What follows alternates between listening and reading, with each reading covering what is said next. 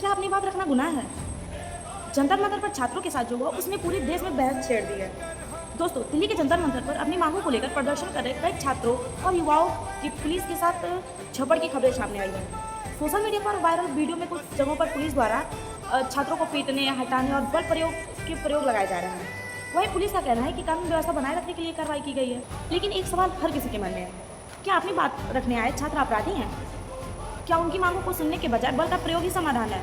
लोकतंत्र में हर नागरिक को शांतिपूर्ण तरीके से अपनी बात रखने का अधिकार है। साथ ही प्रदर्शन भी कानून के दायरे में होना चाहिए और लागू करने वाली एजेंसियों को भी स्वयं और नियमों का पालन करना चाहिए।